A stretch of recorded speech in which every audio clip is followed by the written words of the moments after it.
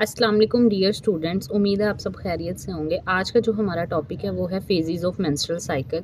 ये एलएचबी के पास पेपर में रिपीट होने वाला क्वेश्चन है, ठीक है। ये हर साल बार बार रिपीट होता है, ठीक है। तो आपने इसको कुछ इस तरीके से लिखना है। आप लिखेंगे फॉलोइंग आर गिवन बिलो। सबसे पहले आप इनकी फेजेस के नाम लिखेंगे, यानी मेंस्ट्रुअल फेज जो डे 1 से डे 5 तक जाती है, ठीक है।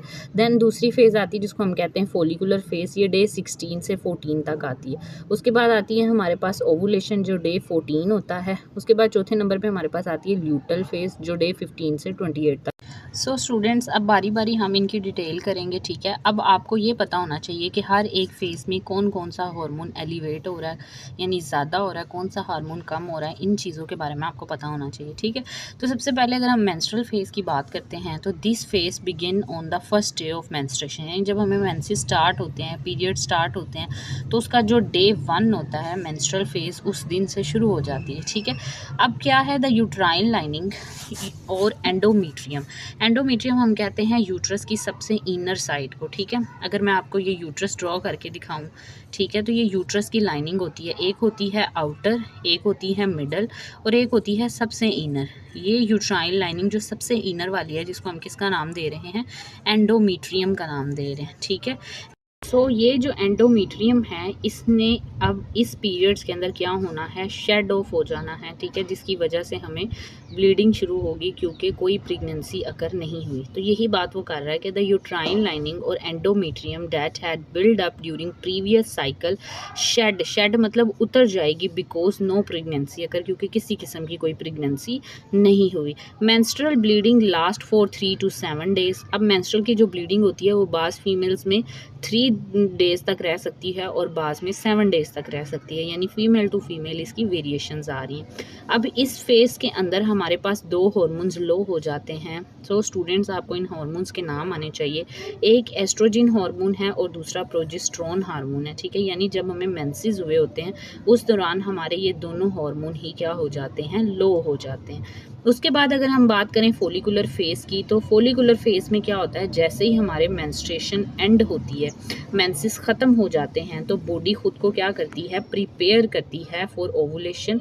ओवुलेशन वो अमल है जिसमें हमारी ओवरी ने अपने अंदर से अंडा निकालना है, ठीक है, एग रिलीज़ करना है। तो जैसे ही मेंसेस ख़त्म हो जाते हैं तो हमारी बॉडी खुद को दोबारा किस चीज़ के लिए तैयार कर लेती है, ओवुलेशन के लिए तैयार कर लेती है। जब ओवुलेशन का अमल होना है, ठीक है, तो इस दौरान हमारा कौन सा हार्मोन ज़्यादा होगा, FSH, जिसे हम कहते हैं follicle stimulating hormone, which stimulate the growth of follicle. अब देखें, इसके नाम से हमें पता चल रहा है ये फॉलिकल स्टिमुलेटिंग हार्मोन है, तो ये क्या काम करेगा, ये फॉलिकल्स की ग्रोथ करवाएगा।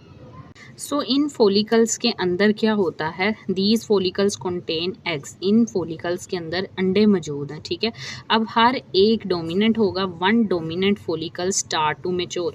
अब जो फोलिकल है एक, वो खुद को डोमिनेंट कर लेगा और ख़ुद को मेच्योर यानी बड़ा करना शुरू कर देगा। व्हेन फोलिकल मेच्योर, जब ये फोलिकल बड़ा हो जाता है तो it produced increase amount of estrogen. तो एस्ट्रोजन हार्मोन का लेवल क्या हो जाता है, ज़्यादा हो जाता है, which thicken the uterine lining. Uterine lining बच्चों ये एंडोमीट्रियम की ही बात कर रहा है, ये दोबारा से थिक हो जाएगी फॉर प्रेगनेंसी, क्योंकि यूट्रस ने अब अपने आप को प्रेगनेंसी के लिए तैयार करना है कि अगर इनकेस प्रेगनेंसी अगर हो जाती है तो एंडोमीट्रियम ऑलरेडी थिक हुई हो, ताकि इम्प्लांटेशन का अमल अच्छा हो सके। इम्प्लांटेशन क्या होती है ये मैं आपको नेक्स्ट बताती हूँ, ठीक है।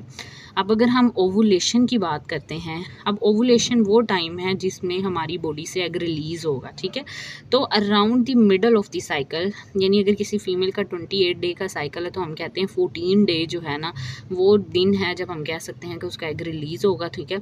तो around the middle of the cycle the amount the mature follicle जो होता है वो क्या हो जाता है बच्चों, रप्चर हो जाता है। जब एक मेच्योर फोलिकल रप्चर होगा तो वो अपने अंदर से क्या निकाल देता है, एक एग रिलीज़ कर देता है। सो अब एग जो है वो क्या हुआ है, रिलीज़ हो चुका है। ये जो एग है ये किधर रिलीज़ होगा, फिलोपियन ट्यूब के अंदर होगा, ठीक है। इस पीरियड को हम कह देते हैं बच्चों ओवुलेशन, ठीक है। अब जब ओवुलेशन होती है तो हमारा जो LH ल्यूटिनाइजिंग हार्मोन है वो इस टाइम पे क्या होता है बच्चों, पीक पे होता है। ये एक शॉर्ट विंडो होती है, यानी बहुत थोड़ा टाइम होता है, क्योंकि जो हमारा एग होता है उसकी एज 24 आवर होती है।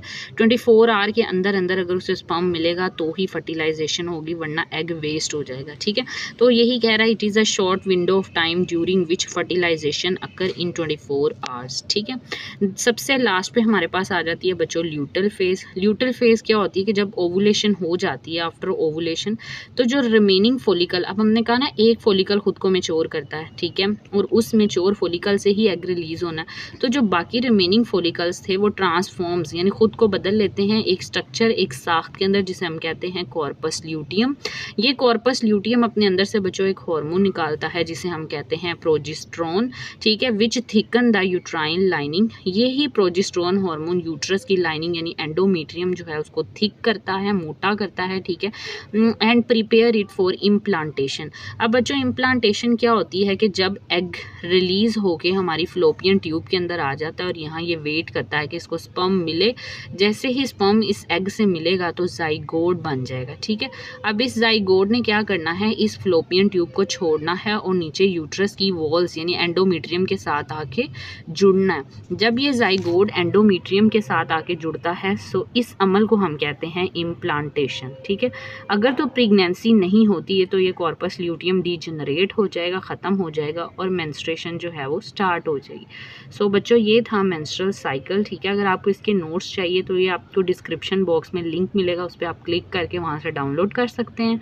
सो इस तरह की मज़ीद वीडियोस देखने के लिए हमारे चैनल को सब्सक्राइब करें, लाइक करें। किसी किस्म की कोई क्यूरी है जो समझ नहीं आई आप कमेंट बॉक्स में जाके कमेंट कर सकते हैं, मेरे से पूछ सकते हैं। ठीक है, थैंक यू सो मच।